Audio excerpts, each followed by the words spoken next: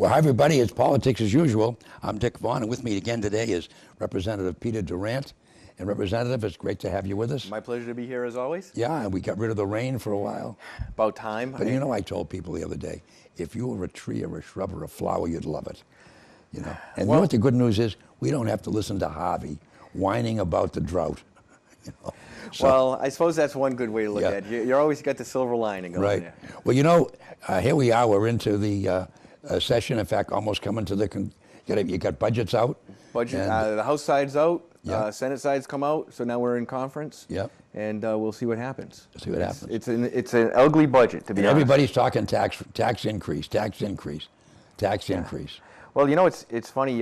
So we have yet to take up the soda tax. Airbnb is going to be taxed.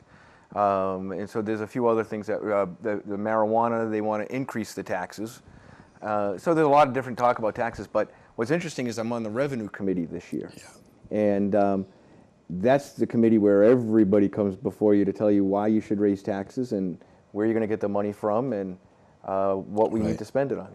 And it's amazing. Well, you know, you talk about marijuana. Many, many years ago, when I was actively on the air in radio, in fact, you'd be reading a story about a drug raid, and they had this is before heroin really became the in drug. This is when marijuana was, you know, we had all those different organizations and so forth. But anyway, I would read these news stories, and it would say, you know, a street value of $250,000. And I used to say to myself, why don't they legalize it, tax the heck out of it, give it to the cigarette companies who are losing cigarette smokers left and right, because at least then you know it's controlled, it's going to be good stuff, it's not going to be junk. And why don't they just give it to them and then tax the heck out of it? If people want it, let them. You know, that is the argument, and it's not a bad argument. But here's the flaw, because I thought the same thing. I'm like, well, just sell it and tax it. Yeah. The problem is you actually improve the black market when you do that. Because now, because it's technically a weed, you can grow it anywhere. I can grow it in my backyard, and you don't know whether or not I'm allowed to sell it or not. So I can sell it to you for without taxes. You don't have to pay taxes on my stuff. Right. So you really kind of created the additional black market. Well, that's why I said you give it to the cigarette companies. Right, but that still wouldn't prevent people from growing it. No, I understand that, but at least then you'd walk into the store and you'd be able to buy, you know, Winston marijuana or whatever, whatever, Campbell's, you know, Campbell marijuana. But at least then it would be controlled to some degree. You know, but nevertheless, and you know, it's interesting. This is an interesting discussion about marijuana, in that we had a 6-month moratorium on its implementation after the ballot question, so that we could try to figure out, clean up some things that we thought were problematic, and it's a whole issue with ballot initiatives and things of that nature. So we're going to clean up some of that and increase taxes on it, which are probably the only place that I would advocate for increasing taxes, only because what they found in Colorado, where it's taxed at like 30%, that the money doesn't cover the cost of services. So you need a higher tax. But here we are today, it's June, whatever it is today, 9th, 10th. And it doesn't look like they're going to change anything. So they have until June 30th. And we just got a briefing yesterday that they don't think it's going to happen. No. But anyway, so where are we where are we in the whole legislation season? In the grand scheme of things? Well, as I mentioned, where the House budget's passed, the Senate budget just passed theirs a couple weeks ago. How much is the difference? It's not a huge difference. The problem is they put some priorities a little bit differently. The Senate proposal has some taxes, the Airbnb taxes, and they also put in some other programs. They wanted to add new programs, increase some programs, and at this point, when they're in conference, it's kind of anybody's guess, because the state right now, as you're probably aware, is about $500 million, $500 million short on revenue. And so we're worried about next year's revenue projection. So I would kind of expect to see a lot of earmarks taken out. I was very lean with only a couple of earmarks this year. And so I think you're going to see a lot of those get taken out, and those that don't get taken out will be vetoed. So I think you're going to see a lot of vetoes coming from the governor. But It's going to be interesting because I think that we're having a problem with the growth of spending, in particular in one area, which is healthcare. Mass health is just consuming about 47% of our budget, $20 billion in our budget, and it's out of control. Yeah. So, and by the way, that's a whole nother discussion. But I was going to suggest, you know where the sacred card is? Yeah. We ought to put a sign above that. You cannot spend what you do not have. We ought to put that sign up there for all of you fellas to look at it. All of you fellas, I'm voting in the right way, man. I'm not saying you didn't. I'm just, there's a bill to file. You cannot spend what you do not. The sacred card says. The sacred card says it. You cannot spend what you do not have. But no, you know, one of the things that you talk about healthcare, and I'll give you a classic example. In fact, I had this discussion at a local hospital with one of their people recently, one of their financial people. And if you go to a hospital and you have medication that you normally take, well, when you go there, they will not let you bring your medication from home and use it. They have to use theirs. So I was looking through my bill, or a bill recently, and I realized that that I got a bill for a pill that I take that cost me $1. And they charged me $36 for that same pill. Well, when I brought that up, I said, so you want to talk about the high cost of healthcare? Here's a classic example of gouging. And they looked at me indignant. And I said, well, you have to understand, Mr. Vaughn, when you take it at home, you take it out of your bottle and put it in your mouth and take a glass of water or whatever you drink it with, and you swallow it. For us, we had to go to the pharmacy, where we have a pharmacist. He takes the pill out, he brings it up, they have to deliver it to wherever you are, and then your nurse will bring it to you. So all of those costs have to be figured in. I said, hold on a second. You have a pharmacist that you already have that's on duty that does nothing but get pills out, right? You're already paying him, right? Okay. Now, somebody else has to bring the pill up to the ward or the room who's already there. That's what they do. And then the RN brings it to me and I take it. Tell me how that costs $36. Now, if you want to get, and they're looking at me, I said, because I'll tell you what I'll do with you. We'll get on and find out how much you pay that pharmacist an hour and how many pills he gave out that hour, so that the cost of my pill will be about $1 or $2. Okay? The person you pay to bring it up is a runner, $10 an hour if you're lucky. But that's all he does, is deliver the pills. So if I want to know how much it costs, he might have brought 12 pills up to that floor. And they're looking at me, see. And I wasn't trying to be a jerk. I said, you can tell me anything you want, but it's gouging. Yeah. And the insurance companies pay for it. You know, and I said, and then my insurance rate goes up next year. But see, and there's the bigger problem, is you're right, it's gouging. The insurance companies turn a blind eye because they're just going to charge you and me. And this whole insurance issue is driving me crazy. Because what you're seeing happen in the state is very, very clear. People are being pushed to mass health. Yep. In some instances, it's more advantageous for an employer, for a small employer, to not provide health insurance, pay the $2,000 penalty that the governor wants to assess, and push them off to mass health. It's cheaper for them. So let's do that. Of course. And it's an effort to move the state into a single payer. Slowly, we'll get them there, because the price of mass health is growing so large that we're going to have to find revenue for it. Yep. And it's just going to keep going. Meanwhile, those on mass health, and I'm not saying anything, a lot of people on mass health need the subsidies. They're poor. They're disabled. All that. So we're not discounting any of those folks. But they're all subsidized. Meanwhile, my insurance, I pay $450 a month. The state pays $1,500 a month for it. And I have a $500 deductible. And I have to battle every single time I go to the doctor. I have to battle because somebody coded something wrong and they're going to charge me. It's crazy. I went through a nightmare. Jennifer had a situation a year ago. It took a year because when they sent the bill in, it wasn't the way it was supposed to be. So they refused to pay it. Yep. Then we got the bill. I said, wait a minute, we're covered for that. Well, so then Jen was on the phone for 3 days with the insurance guy, and he says, Jennifer, you got to go back to the hospital and tell them why you were there. They're billing us for the wrong reason. Yeah. And you're not covered for that. Yeah. You got to tell, because when she explained it, he said, well, you're covered for that. And so it was a myriad of back and forth. It's unbelievable. To finally get the people at the hospital to bill it correctly, and it took almost a year. And then in the meantime, I got a collection agency on my neck that they turned it over to a collection agency. Now it shows up on her credit rating, you know, and it was a nightmare. Every year I go for my physical, and I get a $300 bill. Yep. Because the physical's covered, but the blood work isn't, apparently. Yeah, whatever. So, and you know, you just pay it. I went and I had a colonoscopy, right? Yeah. It's covered. It's preventative. No, here's my $400 bill for that.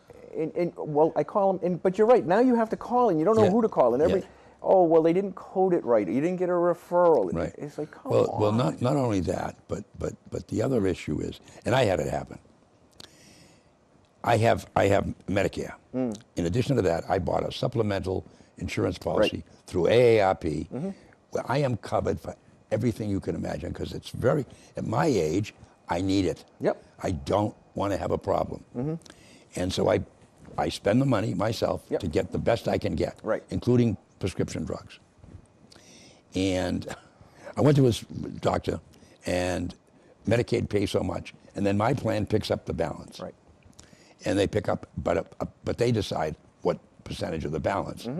Well, I'm guessing it was, and I forget the exact number. I know it was $4. It was $4 in pennies. It was $4.42. After everybody else had paid, there was a balance of $4.24. That in everybody else I've ever dealt with accepts what they got, because I have that extra insurance. They, oh, this guy's great. So they accept it. I got a bill for $4.23. I looked at it. First of all, I couldn't believe it. Then I figured out, as a former businessman, how much money he lost sending me that bill.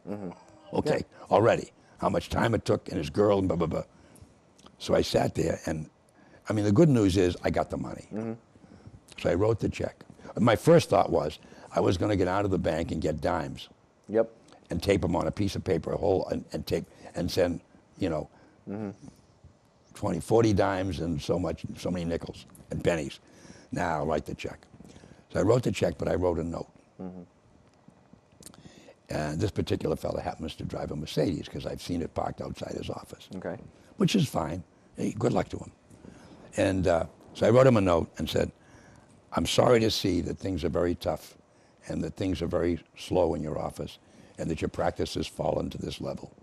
I haven't closed the $4.15. If things aren't better next month, let me know, and I'll send you a few more bucks to try to help you out. And I signed my name. and I sent it. And I found another doctor in the meantime. But I mean, you know, I couldn't believe it. Because I've never had this happen before. I mean, I go to Mass General, and my physical is, you know, in the thousands. And I mean, I'm covered for all my blood work and everything else, and I don't have a copay. You know, I have a deductible on my RX, but between Medicare and the supplemental, and every year I call United Healthcare to see if there's a better supplemental plan. And I just changed that, because the plan I had originally was the creme de la creme. Well, they brought out, you know, mine was Plan J. Well, now they have Plan K this year, which was a little better, covered a little more, gave you a little more money for this, and so I switched to that. It was a few bucks more a month, which I don't mind paying. But healthcare, you know, what they charge, and I just use the pill as an example, and it gets to the point where you say, wow, you know, wow. And by the time, and if you take 4 or 5 different pieces of medication, that $38 becomes times 5. You know, and I'm looking at it and saying, you're just gouging the insurance companies. Yeah, absolutely. And I think part of it is because Now, do they have to pay for mass? They have to pay for mass health, don't they? not everybody. Would depend on your income. Right. Yeah. It's income based. Can anybody get it? Not anybody. You have to have income eligibility. Okay. Yeah. So you have to be eligible for Well, it. the answer is raise the rates. Yeah. Well, we had put in a bill. We put in an amendment. I think it was in the budget to do just that, to make it a sliding scale. It went down, but I think that's what you're seeing is a lot of these issues are coming up. They're coming to a head, and what we're seeing from the federal level now is that the president in the budget that just came out cuts Medicaid, which is going to translate down to mass health. So we may have a big gap to fill there as well, which may lead to some reform, hopefully. That's right. Well, there's another issue, and I'm going to be politically incorrect, and I'm going to make a statement that someone's going to get mad at me on. What troubles me with some of these folks that are using the system, the mass health, and a lot of other of our kindness, I call them kindness programs. I've noticed that they all have a smartphone, and I'm not trying to be mean, but they'll go into you'll go in and see them with the smartphone. They certainly have one of those, and those aren't cheap. It's about priorities. Yeah, and yet we're helping them and subsidizing and so forth. And I think that's where the average person, including myself, including you, that's where the average person sees the disconnect. Is they see, you know what, I work, I pay my taxes, I pay for my health insurance, and I take all of that, and I'm not against helping people who are in need. It's the people who work the system that infuriate us. And hopefully it's a small percentage, but oftentimes we don't even know because we never look. And that's our biggest problem. We just don't want I don't know anybody that says, "Hey, I don't care if you're in need, I'm not going to help you."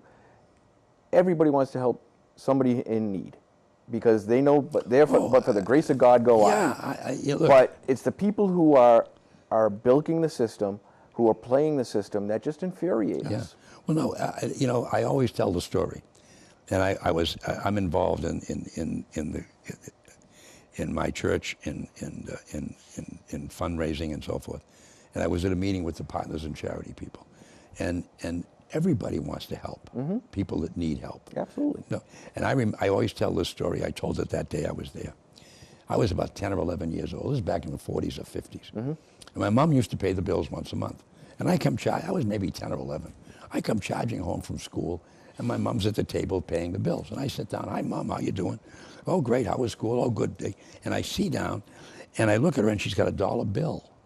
Now, I want to be honest. In those days, a dollar bill would buy Dickie 20 Coca-Colas. A dollar bill would let me go to the movies on Saturday 10 times. And I could go to Fenway Park and see the Red Sox 5 times for that dollar. "Whoa, Mom, you're putting it, who's that for?" And she shows me the envelope. And on the upper left-hand corner was a little boy, a caricature of a little boy. And above him was a smaller boy on his shoulders.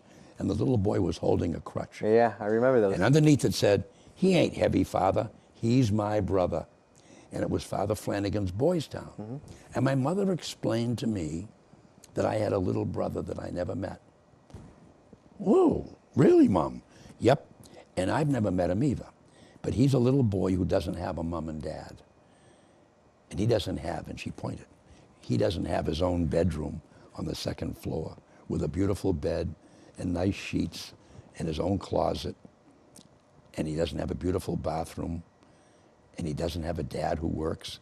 And he doesn't have a nice car in the family. And he doesn't have a roof over his head.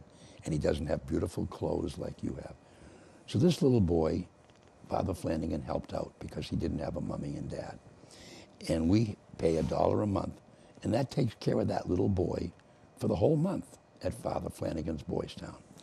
Well, I never forgot that story, and I've told it numerous times to people because we really are our brother's keeper. Sure. So there are people out there who deserve it, who need it, and we got to help them. And you see, one of the things that you also see in the state, and I'm going to bring it back to some of what's going on, we see people wanting to increase taxes. And right now, it's in vogue to increase taxes on millionaires, right? You make over $1 million, we need to increase. And let me tell you, they're lined up because apparently millionaires can pay for everything. Yeah. But the point is that as you tax and take more from people, there's less for them to spend on programs that they care about. That's right. Instead, what we're doing is transferring money to the government and hoping that the government spends it wisely on programs that we should care about. But we don't. When we keep the money in our own pocket, we get to say, hey, I want to support Boys Town. I want to support whatever it may be. That's right. Well, you know, it's interesting because I had the great joy about 2 weeks ago, spent a day in Boston. Now, I left at 6 in the morning because I know Boston. And I drove to Riverside, took the Green Line, because the last thing you do, and the meeting was at the McCormick building right behind the State House. Oh, sure. You never want to even attempt to take your automobile that far into town, if you're smart, unless you have a place that says reserved for the governor and you can park there. Exactly. Okay? Otherwise, don't do it. But anyway, it was one of those days, and I'm sure you've had them. I left the house at 6 o'clock, drove down, got there, it took me 2 hours and 10 minutes. The T was slow, traffic from Framingham in was a nightmare. But anyway, I got there. And it was Inspector General's office. It was great programs, Ethics Commission, fraud, open meeting law. It was great. The tragedy was, it was held in that area, and there was 56 of us. Only 2 people came outside of 128, me and another person. Everybody else was inside 128. So my wife Jen was at the Sturbridge Host Hotel. I told her to call him up and tell him it's much better, because if you're going to talk about these laws, it's the small towns where everybody knows, it's like Cheers, everybody knows your brother, where you got to have these laws enforced. It's much easier for them to send 5 people to Sturbridge so that 60 of us can go there than for them to have 50 of us go to the McCormick Center in Boston. But in any event, it was a wonderful program. Learned a tremendous amount. Met some wonderful, wonderful people. And so it was just a great educational experience for me, who's a member of the Board of Assessors here in Charlton. And I learned a lot. I learned an awful lot. But I also realized how easy it is to be complicit. How easy it is without even realizing you're doing it. If you allow somebody, if you know somebody didn't file their ethics report, for instance, and you know it, you're bound to turn them in if you're an official. Because if you don't, you're complicit. You're doing the same thing he did. You're allowing him to do it. And so that came out of the meeting, which now, as a member of the Board of Assessors, you say, whoa.